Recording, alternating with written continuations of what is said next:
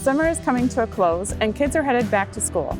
We'll tell you what measures are in place to help keep kids safe and healthy this school year. As White Bear Lake Police and Fire are celebrated at Night to Unite parties, so is a local icon. We'll have that story and more coming up on Lake Area Beat.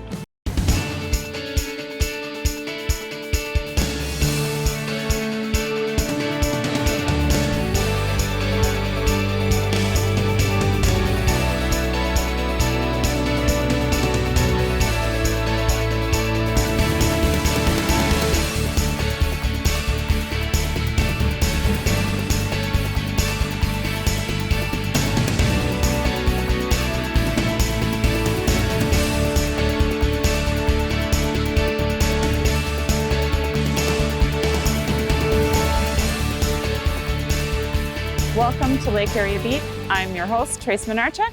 And I'm Kurt Friesen. Night to Unite is an annual celebration to promote safety and fellowship in our neighborhoods. During Podvin Park's party, there was the usual spread of foods and a very special tray of cupcakes made by a very special lady. Producer Mary Klein and photographer Nick Anderson spent the morning baking with this local treasure and found out there's a lot of life after 100. A lot of people come and go, they come and go, come and go. I said, what am I doing here all these years? I says, I'm still here.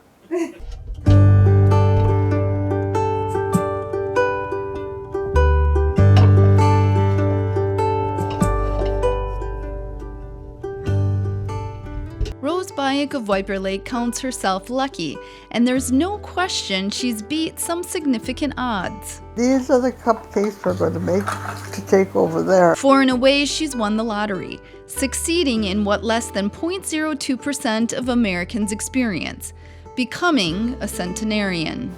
And Missy. With a quick wit and a curiosity of others, she appears younger than 103. You look so young.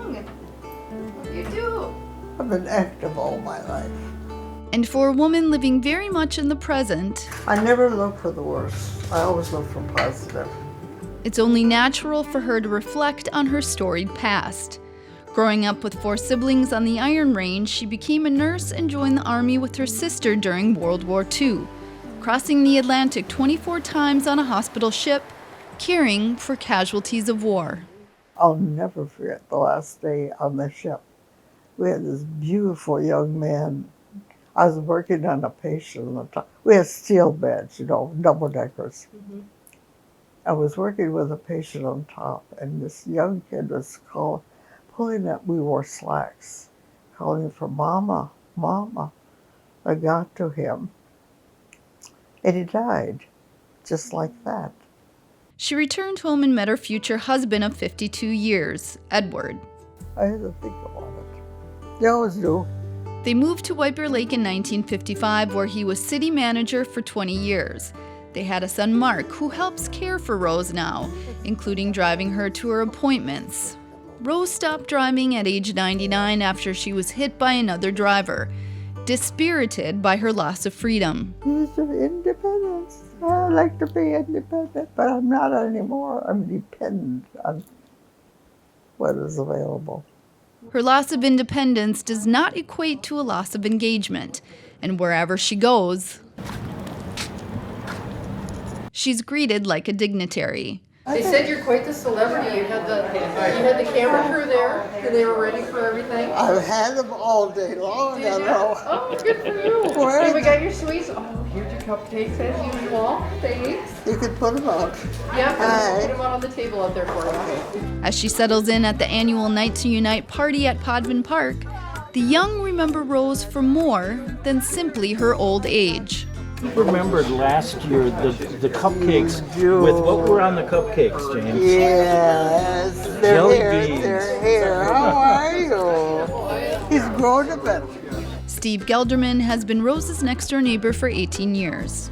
She's probably one of the most amazing people I've ever met. I was in law enforcement for 30 years and I met a lot of people, needless to say.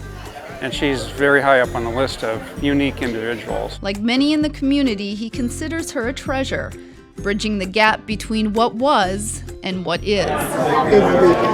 Mary Helmrich, who helps organize the neighborhood's party, says Rose's stories help the younger generation put history into perspective.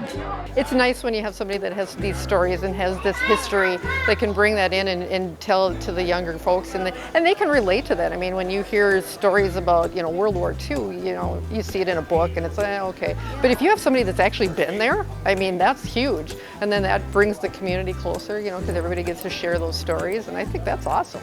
But for all of Rose's notoriety, she remains humble, a bit embarrassed by the attention.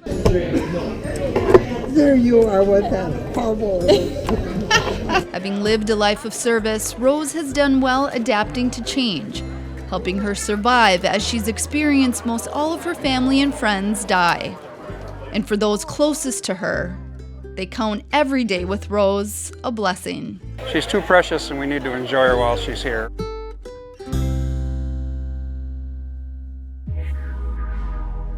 I enjoy Night to Unite because I've gotten to know all the people at my picnic. One picnic cheers for me, so that's pretty awesome. Yeah, it was fun for me the first time out this year here in the White Bear Lake area. We went out, we had all of our trucks out, a list of block parties, pages long. Yeah. So we did the best we could to hit them all. And yeah, I'm looking forward to kind of building that neighborhood rapport, and so they know who I am when I show up. And it was a lot of fun. Everyone had good things to say about police and fire in the city, and it was a good night. It was a lot of fun. So yep. It is fun to get out there and say hi to everybody and see all the kids running around. Yep. We're going to take a break, but first, who let the dogs out? Sergeant Betty tells us how to protect our pups from being lost.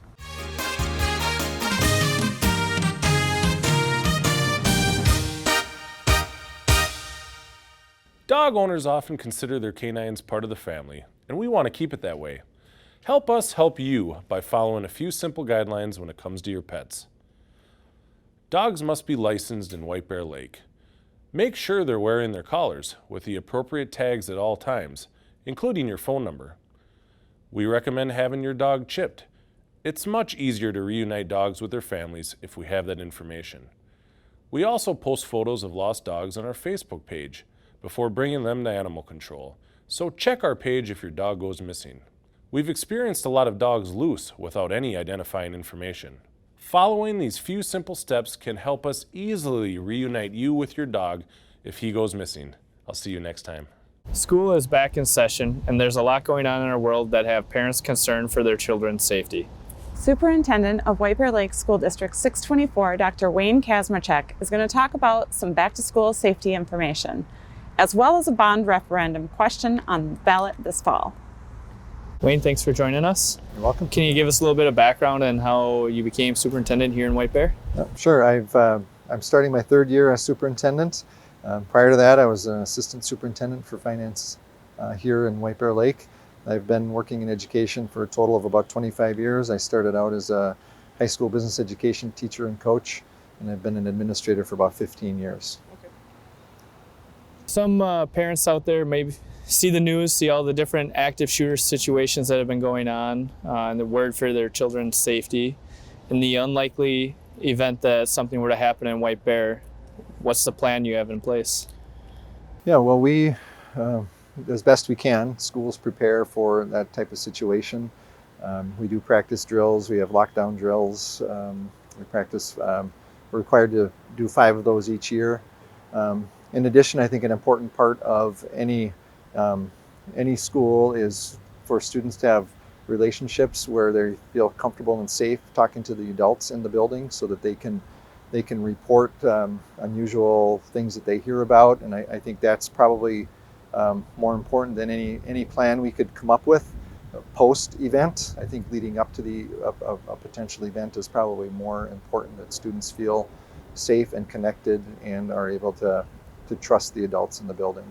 And with that, we have a lot of kids that, back in our day got bullied at school and then they went home and they had some safe place. But nowadays, with online and texting and cyberbullying, all of that, they go home and they have the social media, problems. So is there something at school or within the school district, some sort of help that they can receive?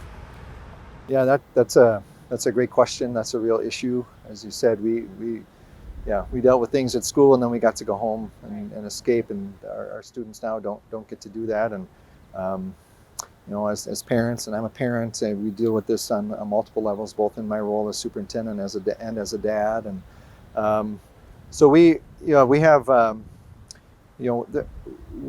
we've ramped up our supports for students throughout the day. Students are able to report bullying not only if it occurs during the school day, but outside of the school day. And there are some limits with what the school can do in terms of what happens outside of the school day, but we encourage students to reach out even if things are happening outside of the school day, so that we can provide resources and maybe help students work through situations with other students where things might not be going so well.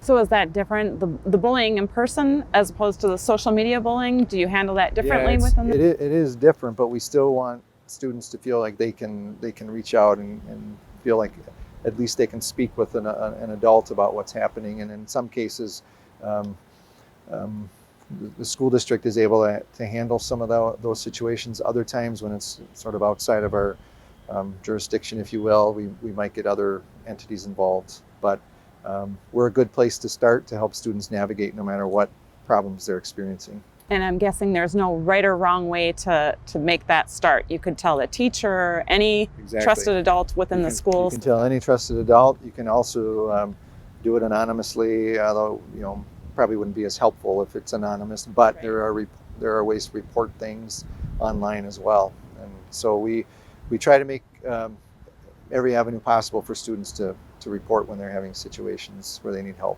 Yep.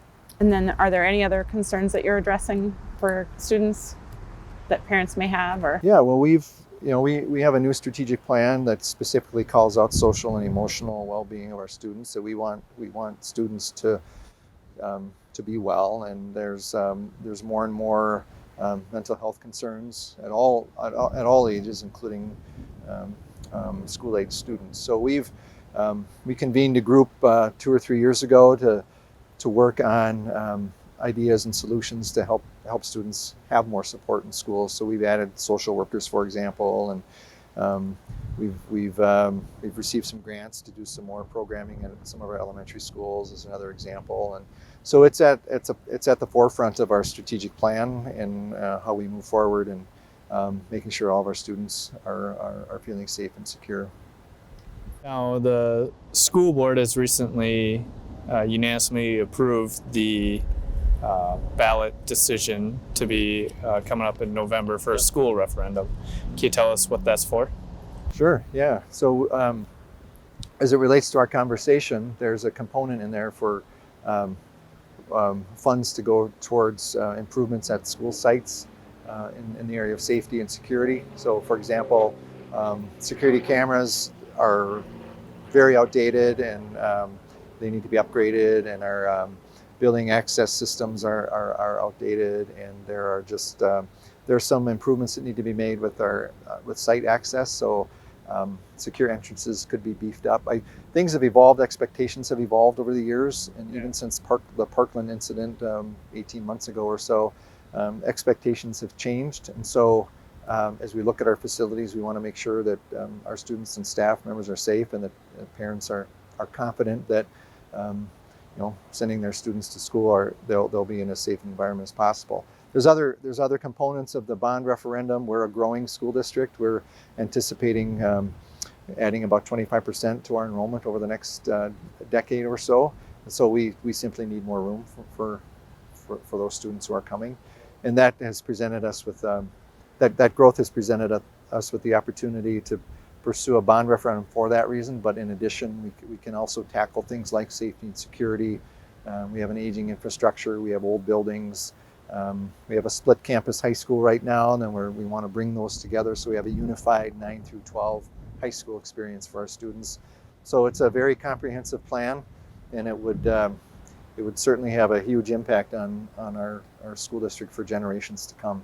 It sounds like you're making really great strides for the future for the students in our school district. And as being a police officer in White Bear Lake, I like to hear that we're taking care of the students that are in White Bear Lake, because we do have a lot of students in our school district. We do. We have about 8,700 students K through 12, and probably close to 1,000 more little ones, and then we also have programming for even adults up to you pick an age, 100. We have just a full gamut of programming for students of all ages, and White Bear Lake is a great place to be, and it's growing and thriving, and so I appreciate that comment. Yeah. Well, thank you, Dr. K, for being here. We appreciate it. Yeah, thank you. You're welcome. Sports season is in full swing, and it's time to get your game on. If you're a fan, you should visit a specialty store in downtown White Bear Lake that has everything you need to root for the home team.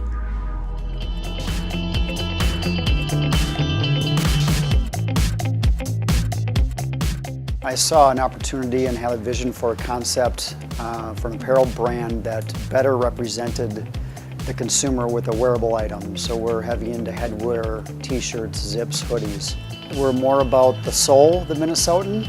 So we're really diving into running deep with niche traditions, culture, lifestyle, events, landmarks, places that really evoke memory and emotion for the consumer.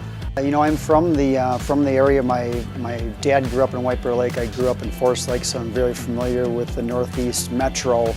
I grew up in retail, been in retail all my life. So we're definitely a vintage, a heritage brand. So what better place than downtown White Bear Lake to open up our old school vintage brand, the Minnesotan. The response and reception has been good to our brand and our products. We're unique to the marketplace, and I think that's what people are looking for these days, especially with an apparel item, a wearable garment. The one collection that's been a lot of fun for us to do is what we call our old school collection. So we're celebrating the bygone high schools in the area, like of course Mariner. That was an easy one to start with. We're doing Kellogg, Ramsey, we've got St. Bernard's, we're doing Bloomington Lincoln, St. Paul, Washington. So with that collection, we're finding that the spirit lives on, even though the schools are gone, but there's so many alumni in the area, and nostalgia is a strong thing these days, and we're finding that the consumer is really drawn to that. We're excited to be part of the community, and there's just so much content for us to capture out there from a design standpoint. So we're just looking forward to finding those stories and pushing out those designs and getting those products out into the marketplace.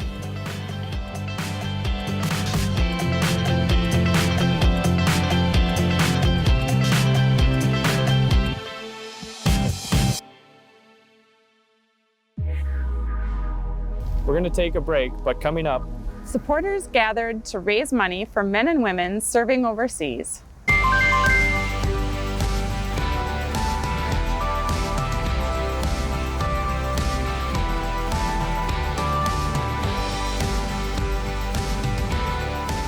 people gathered recently at Railroad Park to raise money, supplies, and the spirits of our men and women serving overseas.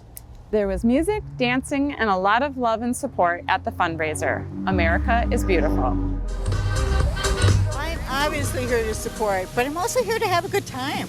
Yeah. I enjoyed the dancing, and I'm enjoying the cupcakes. During a day of dedication, dancing, and putting differences aside, it was supporting our soldiers overseas that brought people together. If you have not gotten a cupcake. Singer and dancer Kevin Holstein says he immediately agreed when asked to MC the event, America is Beautiful. We're in a country where you can say anything you want without fear of being thrown in jail.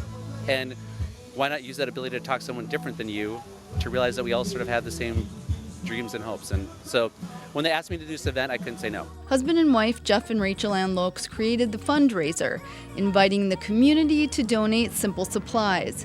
Jeff, a veteran himself, understanding the power of receiving a piece of home when a soldier is so far away. I've been overseas before and I saw the power of a care package, so to be able to know that other people will receive this product is just huge for me personally. Over 660 pounds of donations were received, including everything from candy and coffee to toothpaste and dental floss.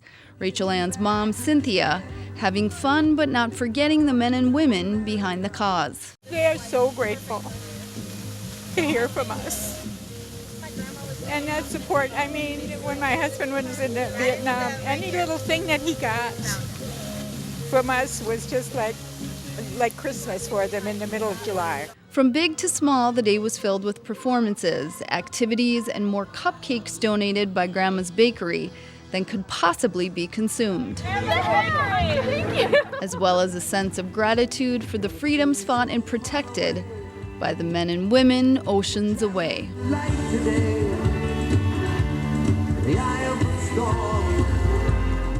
What a great event. You can always make a donation and follow Special Teams Charities on Facebook. For the second year, students participated in Safety Camp, sponsored by the police department. It's an all-day event teaching kids about CPR, first aid, and bike and fire safety. And we had a full camp this year. And what's really fun about it is all the camp counselors are police officers. We had a lot of help a lot of support from the fire department, and we had other folks that came out to talk about different things for safety. So it was really nice that everybody pitched in together. Donations, we got a lot of donations for food and stuff. So it was a good event. It was a busy event, a lot of kids running around. I know our fire staff that were there enjoyed it, enjoyed working with the kids. So it was good. A little bit of rain. A little touch and go with the weather, but we kept them safe. We brought them to a shelter, so it was all good. And then it just picked right up where it left off. So I think it went very well. Yes, it was a lot of fun. So thank you very much. We'd also like to mention the Citizens Police Academy will be starting this October. You can learn all sorts of interesting things about policing, as well as get to know your first responders. For more information, visit the police department's Facebook page. And of course, check out Lake Area Beat on Facebook. Thanks for watching this edition of Lake Area Beat. We'll see you next time.